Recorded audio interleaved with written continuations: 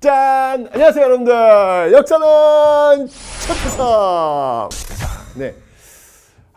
저 이제 문화파트로 이제 들어왔습니다 여러분들. 근데 저는 문화파트 오면 이렇게 좀 제 인생과도 관련된 곳이라서 문화파트에 들어오면 제가 좀 여러분들한테 좀 제 개인적인 이야기를 좀 해드릴까 합니다. 예, 문화 쪽은 좀 이렇게 저랑 인연이 있거든요. 제가 사실은 사학과를 들어갔는데 맨 처음에 사학과를 들어갔을 땐 좀 사실 적응이 안 됐어요. 왜냐면 제가 이게 또 소위 그 범생인 출신이라서 학교에서 배운 거 그대로 이렇게 열심히 공부하는 그런 친구였기 때문에 학교에 들어갔는데 와 진짜 이제까지 제가 배우지 못했던 막 그런 내용들을 막 공부하고 있는 거예요. 깜짝 놀랐어요. 제가 진짜 너무너무 놀랐습니다. 왜 이래 좀 적응이 안 돼가지고 그냥 저는 중앙도서관에서 콕 박혀가지고 사학과가 영어 공부만 했던 그런 기억이 나는데 제 인생에서 그 반전이 됐던 곳이 어디였냐면 바로 사학과의 답사부라는 곳을 제가 들게 돼요. 다른 학회는 너무 무서워서 못 들겠더라고요. 저랑은 안 맞는 것 같아요. 그래서 답사부에 들었는데 답사부도 사실 뭐 저 들고 싶어 든 건 아니었고요. 좀 돈이 많이 들겠더라고요. 돌아다니니까 돈이 좀 이렇게 넉넉하지 않아가지고 돈 드는 건 조금 약간 제가 좀 고민됐거든요. 근데 어쨌든 일단 뭐 하나 적은둬야 될 것 같아가지고 그렇지 않으면 뭐 영원히 학교 못 다닐 것 같더라고요. 보니 그래서 어디 하나 적은둬야지라고 해서 제가 들어갔던 곳이 바로 사학과 답사부입니다. 답사부에 들어갔는데요. 이야 정말 다른 세상이 펼쳐지는 거예요. 특히 문화와 관련된 저는 사실 문화에 관심 하나도 없어요. 나는 이 학교 다닐 때 고등학교 다닐 때 문화 파트만 들어가면 정말 짜증이 났어요. 왜? 맨날 외워야 돼. 뭐 연가 7년면 금동열에 입서 기억나요? 기억 하나도 안 나. 그걸 외우래. 이걸 왜 외우는지 모르겠어. 너무 짜증이 났었는데 근데 이제 사학과 답사부에 가가지고 제가 진짜 왜 그 옛날 그 심청전에 신봉사 눈 떴다 뭐 이런 그런 구절이 있잖아요. 그런 것처럼 제가 완전히 눈이 팍 떠가지고 정말 이 문화의 어떤 그 매력에 푹 빠졌던 그런 기억이 납니다. 그래서 제가 특히 이 문화 파트는 할 얘기가 너무 많아요. 너무 많아요. 시간은 좀 적고 어쨌건 제가 이 문화 파트마다 재밌는 저의 이야기를 들려드릴 테니까 기대하시고 문화 파트 오프닝 기대하시기 바랍니다.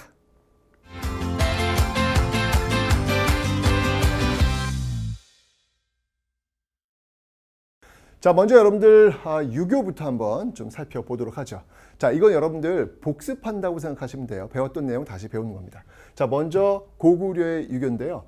자, 고구려 같은 경우는 여러분들 그 중앙에서는요, 어떤 교육기관이 있었냐면 중앙에서는 우리 배웠죠, 여러분들? 네, 바로 개혁군주 소수림 왕에 의해서 세워진 태학이 있다라고 제가 설명을 드렸습니다.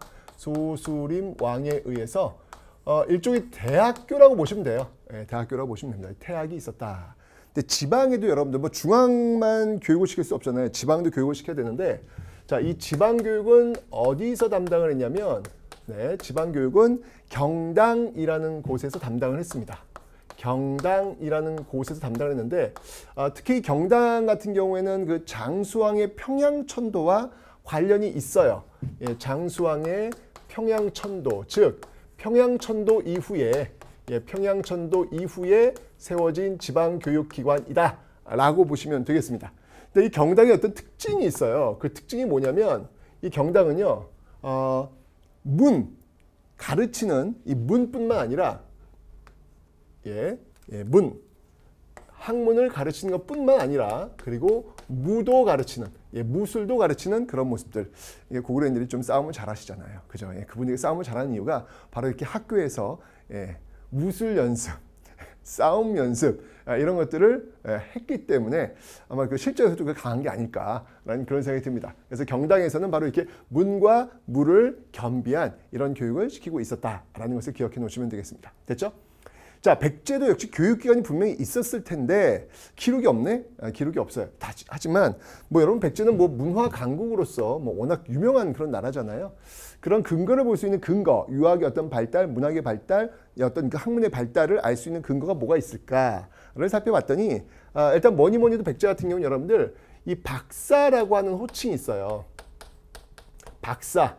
그래서 뭐 오경 박사, 그다음에 뭐 의박사, 그다음에 역박사, 뭐 이제 그 달력 같은 거, 뭐 그런 것들이죠. 이런 어떤 그 박사들 용어가 있는 걸로 봐서 굉장히 학문이 발달했음을 알 수 있고 또 어떤 그 이유가 뭐냐면 여러분 왕인이라는 사람 있잖아요. 이 왕인이라는 사람이 논어라든지 천자문, 이 논어와 천자문 이런 것들을 일본에 전파하는 모습들. 그건 뭐냐면 문화적 수준이 발달했기 때문에 그렇게 일본에 전파할 수 있었던 어떤 그런 내용들이 되겠죠. 그래서 왕인. 실제로 일본에서는 여러분들 그 마쓰리인가요? 뭐 어떤 그 지역 풍습이 있어요. 마을 축제가 있는데 거기에 왕인 박사가 오는 그 모습을 재현하는 게 아직도 일본에서는 큰 마을의 어떤 행사로 취해지고 있습니다. 정확하게 이제 그 삼국시대에 어떤 그 일본에 영향을 주었던 어떤 그런 모습들을 지금도 확인할 수 있는 어떤 그런 축제가 아닌가라는 생각이 듭니다. 뭐 이런 것들 봐도 백제의 어떤 그 유학의 어떤 문화들이 굉장히 많이 발달했음을 알 수 있겠죠. 자, 뿐만 아니라 여러분들 여기 또 이제 굉장히 그 유려한 문체를 볼 수 있는 근거가 하나 있는데 그 근거가 뭐냐면 사택지적비라는 게 있습니다. 예. 요거는 부여에서 발견이 된 그런 비석인데요.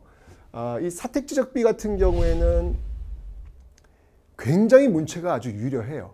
그래서 여기에 어떤 뭐 불교적인 요소, 뭐 도교적인 요소, 뭐 여러 종교적 요소가 들어갔다고는 하는데 그게 뭐 해석에 따라 달라지기 때문에 그게 중요한 건 아니에요. 다만 이 사택지적비에 쓰여진 문체 자체가 굉장히 유려하다. 이건 어떤 그 학문적인 어떤 수준이 많이 올라가 있어야 낼 수 있는 그런 어떤 문체들, 그런 어떤 내용들로 구성되어 있기 때문에 이런 것들도 역시 마찬가지로 유교 발달의 한 근거로 볼 수 있겠다라는 거 알 수 있겠습니다. 그 다음에 이제 신라입니다. 신라 같은 경우에는요, 역시 이제 이 신라도 유학을 굉장히 장려하고 공부를 많이 했는가? 근거가 있어요. 그 근거가 뭐냐면 바로 임신서기석이라는 게 있습니다. 임신서기석. 자, 임신서기석은 뭐냐면요, 임신년에 이 신라의 어떤 청춘들이 서로 약속을 한 거예요. 우리 언제까지 유교 공부 끝내자. 이걸 돌에 새기는 거예요. 그러니까 진짜 여러분 이런 거죠. 여러분 지금 이제 이 한능검 심화 공부하고 계십니다. 그죠? 근데 친구들과 같이 하는 거야. 그럼 이제 친구들끼리 이제 약속을 한 거야. 우리 이 한능검 심화를 4일 만에 끝내자. 40강이니까 하루에 10강씩 해서 4일 만에 끝내자. 약속을 한 거예요. 그리고 4일 만에 끝내지 못한 사람이 떡볶이를 산다. 나는 약속을 해서 종이에다 적어 놓은 거야. 적어 놓은 다음에 이걸 이제 잘 포장을 해가지고 땅 속에다가 묻어. 예, 묻은 다음에 운 좋게 100년이 흘렀어. 200년이 흘렀어. 근데 그 약속이 발견된 거야. 우와, 올해가 무슨 년이죠, 여러분들? 예, 올해가 무슨 년이야? 그러면 그 종이가 바로 뭐 임신년이다. 올해 임신년 그 종이에 기록된 약속. 옛날 사람들이 보는 거야. 보면서 이 한 100년 전, 200년 전 사람들은 한국사 교육을 이렇게 중요시 여겼구나. 그 당시 한국사가 이렇게 중요했네.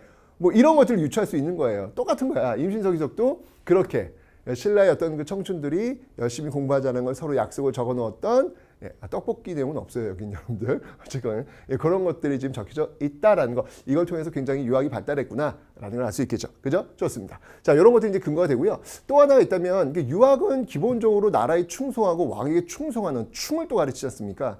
그런 충과 관련된 것들이 있다면 역시 뭐 하나의 근거를 볼 수 있는 화랑도도 유교 화랑도에서 그 화랑도의 어떤 그 규칙 이런 것들이 뭐가 있냐면 세속 5개가 있어요. 세속 5개. 5개의 지켜야 될 그 규율이라는 것이죠. 이거는 이제 원광법사에 의해서 만들어진 건데 이런 내용들을 잘 보면 역시 뭐 임전무태라든지 나라에 충성하는 어떤 그런 모습들 이런 것들이 다 유교에서 영향을 받은 그런 모습들이다라는 것을 여러분이 유추할 수 있겠습니다. 됐죠? 이게 삼국이 굉장히 유학을 장려하고 발달시키는 모습들. 왜? 삼국시대는 고대 국가의 기틀, 왕권의 강화 이런 것들을 원했기 때문에 바로 당연히 자연스럽게 유학은 발달될 수밖에 없겠다라는 것을 여러분들이 유추하시면 되겠습니다. 됐죠? 자, 다음은 통일신라로 한번 가보겠습니다. 뭐 통일신라 교육기관 또 역시 너무 중요한 게 있잖아요. 너무 중요한 게 있죠. 그게 뭐가 있을까요, 여러분들? 네, 바로 신문왕, 뉴스페이퍼 킹. 네, 바로 국학. 국학이라는 게 있습니다.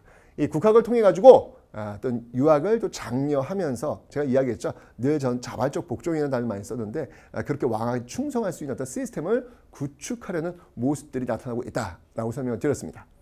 자, 국학도 있고요. 그 다음에 이제 유학의 발달 중에서 또 우리가 알 수 있는 내용들이 있다면 역시 이제 설총을 또 들 수 있죠. 설총. 자, 이 설총 같은 경우에는요. 제가 얘기했습니다, 여러분들. 이 육두품 출신이다라고 설명을 드렸는데 뭐 공교롭게도 이 국학을 장려했던 왕은 누구였죠? 여러분들 국학을 세웠던 왕은 바로 신문왕입니다. 맞죠? 신문왕인데 이 설총을 등용했던 왕 역시 신문왕이다. 설총을 등용했던 왕 역시 신문왕이다라는 거 일단 기억해 놓으시고요. 빰빰 기억해 놓으시고요. 신문왕 기억해 놓으시고요. 그 다음에 이제 이 설총 같은 경우에 신문왕에게 무엇을 바쳤냐면 화왕계, 꽃의 왕, 꽃의 왕이 지켜야 될 어떤 규범, 어떤 좋은 소리 이런 것들만 귀 기울이지 말고 쓴 소리 하는 어떤 그런 사람들을 옆에 앉힐 수 있어야 제대로 된 왕이 될 수 있다. 뭐 그런 어떤 내용의 이야기를 써서 바쳤던 그런 인물이 바로 이 설총이죠. 설총 같은 경우는 여러분들 바로 이 당시에도 여러분들 고민이 있었던 것 같아. 그러니까 왜냐면 한자를 쓰긴 썼는데 한자와 우리의 말과 연결이 안 되는 거예요. 이게 말 따로 글자 따로 이게 좀 어려움이 있겠죠. 그래서 이걸 어떻게 해결할까? 이걸 해결한 게 바로 우리는 조선시대 세종대왕을 우리가 만날 수 있는 건데 이 당시에 역시 불평이 있었던 거예요. 그죠? 그래서 한자를 가지고 우리의 말을 붙입니다. 한자의 의미나 훈이나 이걸 이용을 해가지고 붙이는 거예요. 그걸 뭐라고 하냐면 이두라고 합니다. 이두. 그래서 이두를 통해 가지고 이두를 정리하는 그런 모습들. 그러니까 통일신라의 세종대왕이라고 보시면 되겠죠. 물론 이제 이 이두 자체도 한자를 갖고 하는 거기 때문에 한계가 있어요. 어려워서 제대로 활용될 수는 없었다라고 하는 거 기억해 놓으시면 되겠습니다. 됐죠, 여러분들? 좋습니다. 그 다음에 강수라는 인물이 있어요. 이 강수라는 인물이 있는데 이 강수가 썼던 그 외교 문서를 보면요. 상당히 유려합니다. 상당히 이 외교 문서가 상당히 유려해요. 아주 잘 썼어요. 그래서 이런 걸 통해서도 굉장히 학문이 많이 발달돼 있음을 유추할 수 있고 그 다음에 여러분들 김대문이라는 사람이 있습니다. 이 김대문이라는 사람이 쓴 그 책들을 보면 어떤 것들이 있냐면 뭐 화랑세기, 화랑에 대한 어떤 그런 이야기들이에요. 화랑세기라든지 그 다음에 이제 뭐 고승전, 옛날 승려들, 유명한 승려들에 대한 어떤 그런 이야기가 되겠죠. 고승전이라든지 그 다음에 한산기라든지 한산기는 뭐냐면 여러분들 왜 구주 중에서 한산주가 있어요. 그 한산주에 파견되어 가지고 그 지역의 어떤 모습들을 적어 놓은 것들인데 이런 화랑세기, 고승전, 한산기의 특징을 한번 들어봐라 라고 한다면 상당히 자주적이고 주체적인 어떤 그런 내용들로 채워져 있더라라고 하는 것을 기억해 두시면 되겠습니다. 왜 그러냐면 그런 것 같아요. 김대문 입장 속에서는 지금 통일신라로 접어들면서 뭐 불교의 확산, 어쨌건 불교는 외래 종교잖아요, 그죠? 이런 어떤 외래의 어떤 외국화된 어떤 문화들이 물밀듯 들어오니까 여기에 대한 경계심이 좀 있었던 것 같아요. 김대문 같은 사람은요. 그렇잖아요. 지금도 외국 문물 들어올 때 우리 것을 지켜야 된다라는 그런 어떤 주장들이 있잖아요. 똑같아요. 김대문도. 그러면서 바로 이런 우리의 어떤 우리의 승려, 우리 지역의 어떤 그 이야기, 우리 것들을 좀 이렇게 써 나오는 모습들, 이런 것들이 지금 나오지 않았을까라는 생각이 듭니다. 뭐 어쨌든 이런 내용들 자체들이 바로 학문의 어떤 발달, 이런 것들을 유추할 수 있는 그런 내용들이다라는 거. 여기 이제 통일신라 초기의 어떤 그 모습들 유추하시면 되겠고요. 이 말기에 가면요, 국가에서 시행했던 제도 중에 하나가 뭐냐면 본격적으로 이 유학을 장려하기 위해서 이 독서 3품과라는 것을 시행합니다. 독서 3품과라는 것을 시행을 하는데 이건 어느 왕 때냐면 원성왕 때. 네, 원성왕 때 이 독서 3품과를 시행하는데 말 그대로 독서 3품과를 시행하니까 원성을 많이 들어요. 그래서 원성왕인가? 네, 원성을 많이 들어요. 왜냐하면 여러분이 독서 3품과는 뭐냐면 말 그대로 책을 읽힌 다음에 그걸 시험을 봐서 품계를 나누는 거예요. 그러니까 쉽게 얘기하면 과거 시험에 과거 시험. 과거 시험의 전신이 바로 이 독서 3분과다라고 보면 되는데, 자 보세요. 과거를 보면 이건 왕권을 강화시킬 수 있죠. 왜냐하면 왕이 과거 시험을 치르고 왕이 원하는 사람을 뽑을 수 있는 제도 아닙니까? 그러니까 왕권 강화 관련되는 거예요. 그죠? 그런데 이걸 시행을 한 시기가 언제냔 말이에요. 이게 지금 통일신라 말기란 말이에요. 자, 우리는 그럼 통일신라 정치체제를 한번 봅시다. 통일신라 초기, 전기에는 왕권을 강화하는 모습들 보일 수 있는데 말기로 들어가면 어떻게 돼요? 왕권이 약화되죠. 중앙 귀족 간의 왕위 다툼이 벌어지면서 왕권이 약화되잖아요. 그죠? 근데 그런 식의 지금 독서 3분과를 지금 시행한다는 건 되겠어, 안 되겠어? 안 된단 말이에요, 이거는요. 그죠? 그래서 이 독서 3분과는 시행되지 못한다. 결국은 이제 이게 시행되지 못하니까 이것을 제대로 시행한 게 고려시대에 가서 광종 때, 고려 광종 때 과거제가 처음으로 시행이 되고 있다라는 거 여러분 기억하시면 되겠습니다. 됐죠? 자, 통일신라 말기에 정말 그 유명한 학자를 한번 들어봐라 라고 하면 뭐니 해도 우리 할아버지 최초. 근데 진짜 제가 계속해서 육두품 얘기하고 골품제 얘기하고 나는 육두품 집안이다. 우리 할아버지는 최치원이다 라고 얘기하는데 뭐 솔직히 말해서 제가 뭐 청문회 나간다고 하면 분명히 저를 공격해 들어올 겁니다. 진짜 최치원이 할아버지 맞냐? 라고 답변하면 저는 답변을 잘 못할 것 같아요. 왜냐면 우리 집엔 족보가 없어요. 그래서 그냥 경주 최씨긴 한데 족보가 없어요. 그래서 제가 언제 경주 최씨 종가에 갔더니 제가 또 이제 뭐 이렇게 그러니까 많이 알려졌으니까 너무 좋아하시는 거예요. 아유, 우리 최 선생님 오셨다고. 아유, 근데 이제 딱 물어보면 이제 순서를 물어보는 게 있어요. 그럼 혹시 몇 대 손에 무슨 팝니까? 요거 이제 물어보신다고요. 그럼 이제 전 막혀요. 몰라요, 전 없어요. 그래서 여러분들 우리 할아버지는 최초원이 아닐 수도 있어요. 네, 제가 여러분들한테 좀 이게 일부러 드러내려고 한 게 아니라 그냥 기억하시라고 웃자고 하는 소리입니다. 와, 그건 뭐 이렇게 그걸 뭐 이렇게 진심으로 이렇게 받아들이십니까? 그냥 참 민망하게 그냥. 네. 그래서 최치원 육두품 똑똑한 집안이잖아요. 경주 최씨반요, 그죠? 이 최치원이 정말 그 시조로서 아주 그 똑똑한 집안의 어떤 모습을 보이고 있는데 이 최치원 같은 경우는 여러분들 청춘 시절에 중국으로 가가지고 빈공과 이건 이제 중국에 당나라에 온 유학생들을 대상으로 보는 시험인데 아이고 뭐 너무 잘합니다. 네, 떡떡 합격하고요. 또 글을 그렇게 잘 써요. 그 당시 이제 황소의 난이라고 해서 아마 세계사 공부하시면 좀 아실 텐데 그 당나라에서 아주 큰 난이 하나 벌어지는데 그 황소의 난을 토벌하는 글을 쓰는데 기가 막히게 글을 썼어요. 이 글을 읽고 그냥 적들이 놀라가 도망갔다 할 정도로 그런 이야기 전할 정도 정말 글을 많이 잘 썼죠. 이게 바로 토황소 경문. 토벌한다는 얘기예요. 황소의 난을 토벌하는 경문을 또 이렇게 딱 쓰는 모습들도 보이고 있고, 그 다음에 어떤 그의 저서로서 이렇게 모아놓았던 그 책들을 보면은 뭐 개원필경이라는 저서들도 있고, 그래서 그래서 굉장히 최치원을 통해서도 이 당시 어떤 학문의 어떤 발달 이런 것들을 알 수 있겠다. 그런데 이제 특히 이제 이런 학문 발달을 이렇게 앞장섰던 인물들은 잘 보시면 알겠지만 육두품들이 좀 이렇게 주도하는 어떤 그런 설총도 육두품이잖아요, 그죠? 최치원도 육두품이고 육두품들이 이렇게 주로 주도하는 어떤 그런 모습들을 보이고 있다라는 거. 그러니까 육두품들이 나중에 이제 결국 호족들과 손을 잡고 호족들 브레인이 되면서 그들이 이제 새로운 나라 중세 고려를 세우게 되는 배경이 여기서 나오는 겁니다. 됐죠? 마지막으로 이제 발해입니다. 발해는 여러분들 교육기관으로서 주자감이 있었다. 통일신라에는 국학이 있다면 그리고 발해는 주자감이 있었다. 남북국의 교육기관들을 또 하나 여러분들 기억을 해놓으시면 되겠습니다. 됐죠? 자, 이렇게 해서 여러분들 유교를 봤는데 이걸 통해서 우리가 알 수 있는 것은 뭐냐면 고대에 이렇게 유학이 굉장히 발달하고 있었구나 라는 거. 그 당시에도 이렇게 열심히 공부하는 사람들이 많이 있었구나 라는 사실을 여러분들이 기억하시면 되겠습니다.